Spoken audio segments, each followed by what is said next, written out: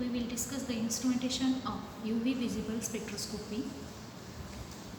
So after completion of my topic, the learner should be able to construction and working of the UV visible spectrophotometer.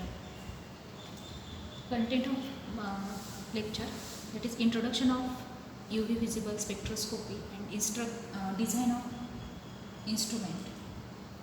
So in introduction, UV visible spectroscopy is based on the principle that is absorption of UV or visible rays by chemical matter or chemical substance or matter and to produce the distinct spectra.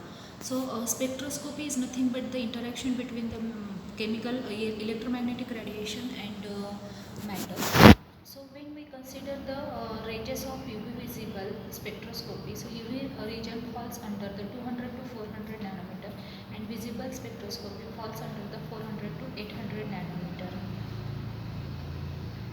So when we construct the UV visible spectrophotometer instrument, at that time various parts are required to instrumentation. In that first that is the source of radiation, then second is the collimating system, monochromatic system, sample holder, detector and amplifier. So first is the source of radiation. So radiation source is nothing but the light source. From that light source, the UV or visible radiations passes towards the sun. So there are the three types of the radiation source. One is the hydrogen discharge lamp, second is the xenon discharge lamp, and second is the mercury discharge lamp. So in that hydrogen discharge lamp, all these three lamps contain the one evaporated glass tube which is made from the glass, or it is made from the fused silica and or quartz. So this glass evaporated tube enclosed with the two electrodes, and remaining portion of that lamp is open or remaining with the gas. So these two electrodes, when surrounded by the gas, for example hydrogen, xenon or mercury, and when we pass the current with high voltage, that time due to that current the electrodes discharge the electrons, and due to that discharge of the electrons, the excitation of the gas is occur.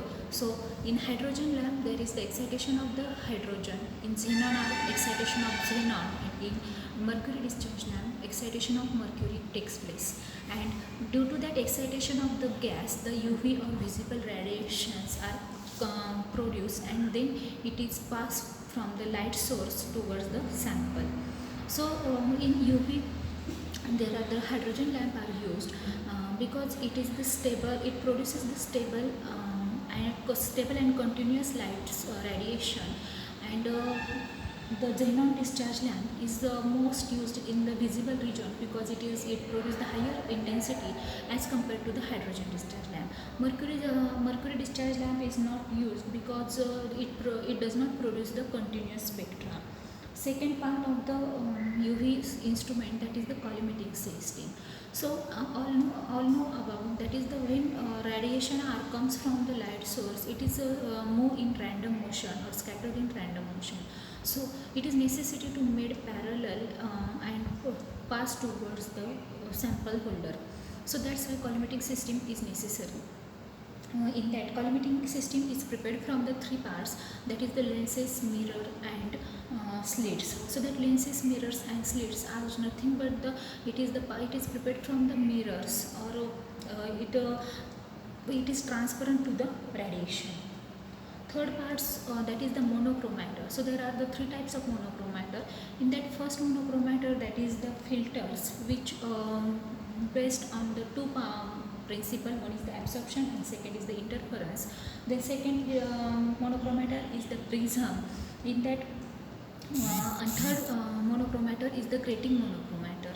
So grating monochromator is again divided into two types. One is the diffraction grating and second is the transmission grating. So diffraction grating based on the principle of refraction and transmission grating based on the principle of reflection.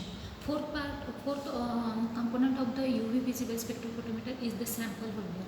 So when we choose the sample holder to hold the sample or liquid, so choose that sample holder must be the rectangular or cylindrical, and it should be prepared from the uniform size, shape, and material. Thank you.